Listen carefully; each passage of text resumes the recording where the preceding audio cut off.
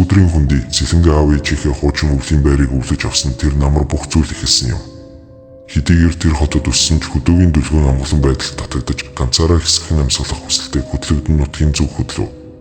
Харин түүний араас хинч урьдчилан таамаглаж үлч чадах харанхуй нөмрөх гэж буйг тэр огт ухаарсангүй.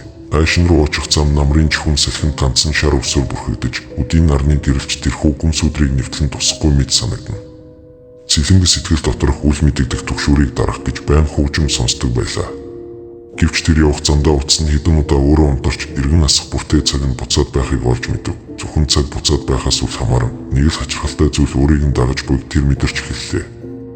Салхи огт байхгүй атлаар нуруугаар нь даган эсгэрэх мэд хэн нэгэн ойртож буй чимээ. Гэвч эргэн харуул юу ч үгүй. Тэр байшиндаа хүрэх үед үдшийн бүрэнхий дайрч орчны бүх зүйл хит нам гүн болов. Хаалгыг онгойлгох мөчид яг хажууд нь хэн нэгэн хоолоондоо багтаж ядан шивнэх мэд дуугарсан ч тэр юу ч хараагүй. Салхи гэж өөрийгөө тайвшруулсан ч энэ бол салхины дуу биш байлаа. Цэлэнгэ ганцаархнаа амьдрахад нь санаа зовсон өнөөгийнх нь найз Бат 7 хоногийн дараа араас нь ирэв.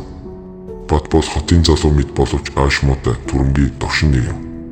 Түүний ширүүн зан хөдлөх үед Цэлэнгэ үргэлж дүгшдөгч Бат өөрөө түүнийг хамгаалж хинч халдахгүй гэж амлдаг байсан. Гэхдээ хөдөөд ирсэн цагаас хойш Батын зам улам олдорч хачин мэдрэмж түүнийг бүрч хөдлөх болгож эхлэв. Нүд нь улаан туяатай болж шүн болгон цонхруу даалт юм ширтэх мэд чимээ гарган алхана. Цэлэнгэ түүнээс юу болж байгааг асуухад Бат өөрөө мэдэхгүй мэд толгой нүвдэж бүүн зүудлээд байгаагаа хэлв. Гэвч тэр шөнө Бат нойрон дунд ямар нэгэн харанхуй дуу дуурайж хүн бус амтан мэд зөөлөн архирах шиг дуу гаргасан нь Цэлэнгийн зүрхийг хөлдөөлөө. Тэр Бат ирүүл байгаа эсгэд эргэлзэж эхлэв. Хэд хоногийн дараа Цэлэнгэ сумын музейд ажилладаг хөгшин эмэгтэйтэй таарч байшингийнхэн түүхийн талаар асуув. Хөгшний нүд анаастай шахуу байсан ч байшин гэдэг үгийг сонсоод царай нь цайж орхив. Тэр байшин дуу. Тийм аав ээжээс минь үлдсэн. Хөгшин толгоос ихсрэв. Хүү минь тэр газар анхнаасаа хүний амьдрах газар байгаагүй юм. Тэнд жил болгон нэг айл дуугүйхэн нүүж гардаг.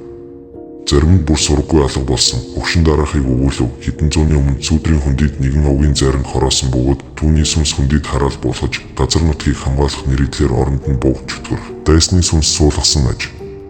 Энэ хараал газар нутгийн хүмүүсийг галзууртлан шаналгаж шинээр ирсэн хүмүүсийн сэтгэлийг өөрчлөн муухай бодолд төрүүлдэг байв. Хөгшний хийсэн дараагийн өгүүлбэр Цэлэнгийн зүрхийг түгшүүлв. Харин хамгийн хүчтэй нөлөөлдөг нь уур догшин зан. Тийм хүн бол тэр газрын хараалын амархан олж болдог. Цэлэнгэ тэр даруй Баттай холбоотой бүхнийг анзаарч эхлэв.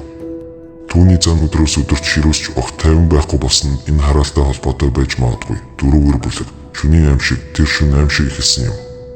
Цэлэнгэ гинт хаалга нэгдэх чимээнээс зочин сэрхэд Бат цонхны гадна ширтэж зогсож байв. Нүд нь гал мэд улааж амьсгалаа тасалтанд сорж амгүй хүн шиг хөдөлгөөнгүй байлаа. Бат чи зүгээр үү? Хариу дуурахгүй. Бат аажмаар толгоогоо эргүүлэн Цэлэнгэ рүү харахад түүний нүур аимшигтайгаар өөрчлөгдөжээ. Хамар нь сэтэрч уруулан урагдан арьсан сүудэр шиг харсан байв. Чи гэртээ хинтээ ирсэн бэ? Гэж Бат хүн бус хоолоогоор хэлв.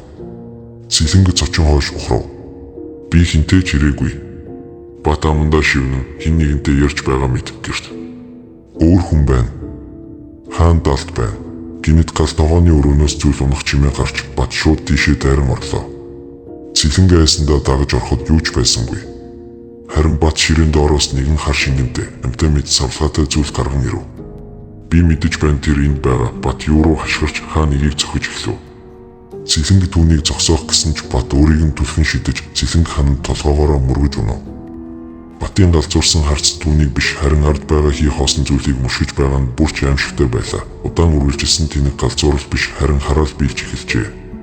Батын ард сүудэр нүмрэн овоорн хүн хэлбэртэй мэд боловч биегүй зүйл түүний араас амьсгалж байсан нь Цэлэнгийн амьсгаг хав. Цэлэнгэ зүхтах гэж оролцсон ч хаалга өөрөө хаагдаж цонхнууд төвжигдэн. Шулмын шивнээ мэд дуу өрөөгөөр дүүрч эхлэв. Уур цус золиос сүудэр Батад шивнэж буй нь ойлгогдож байв. Бат бүхэлдээ харанхуй болсон нь илт Цэлэнгэ. Бат үнэхээр Бат биш байлаа. Сүудэр түүний араас уран гарч түүнийг бүрэн эзэмджээ. Цэлэнгэ үлдсэн хүчээрээ гадаад гарч хайж байшингийн дээгүүр рүү гарч зүхтах оролдлого хийв. Бат араас нь аратан мэд амьсгаатан хууж хананд мөргөж хаалга сэгсчиж өөрийн гэсэн орилт биш аимшигтай дуугаар хашгирна. Борхоо би алхмаар. Тэр яг л хоёр өөр хүн нэг биед оршингүй мэд тэмцэж байлаа. Бат өөрийн дотоод давчлыг ялж сэлэнгэг хамгаалахыг хүссэн ч хараал түнд дийлдэшгүй болсон байв. Сэлэнг дэвэр дээр гарч хүүдэн салхинд чичирч зогсохдоо сүүдрийн хүндий бүхэлдээ амьсгалж буй мэд мэдрв. Доор бат гарч ирэх мөчид тэнгэр дуугарч газар доороос сүүдэр тэлэн урсаж бүх орчин бүрхэж эхэллээ. Хүндий батад хилж буй мэд золиос авахар ирлээ. Сэлэнгэ айснаасаа болж хөдлөвч чадсангүй. Тэр мөчид бат өөрийн биед буй хараалтай тэмцэж сэлэнг рүү биш өөрийгөө чиглүүлэн сүүдэртэй тэмцэж эхлэв. Тэр өөрийгөө дээврээс шидэж газар унахтаа сүүдрийг өөртөө татан авч хараалын гол хохирогч нь болов. Сүүдэр батад бүрэн шингэж газар доороос маш хүчтэй салхи босож бүх орчинг харанхуй эргүүлэхт оруулав. Сэлэнг уйлж бат руу уулган хашгирсан ч сүүдэр түүнийг бүрэн бүрхэх мөчид батын бие ор сурггүй алга боллоо. Зөвхөн түүний хоолой үлдэв. Би уучлаарай. Бат алга болсноос хойш хүндий намдсан мэд боловч сэлэнг тэндээс яран явж дахин иргэн ирээгүй. Гэвч тэр хизээж айдсаасаа салсангүй. Шүн бүр тэр сүүдэр батын хоолойгоор шимхийг сонсдог. Би эндээс гарч чадахгүй. Сүүлд нь нутгийн хөвшин хэлэхдээ хэн нэгэн хараалт авцсан бол хараал хизээж алга болдоггүй. Зөвхөн эзнээс сольдог юм. Сэлэнг аимшигтайгаар ойлгох хараал дараагийн эзнээ хүлээж байгаа. Тэр хүн өөрөө төгсөв. Манай сувгийг сонгон үзсэн танд баярлалаа. Дараагийн түүхээр иргэн уулзцгаая. Subscribe to my channel.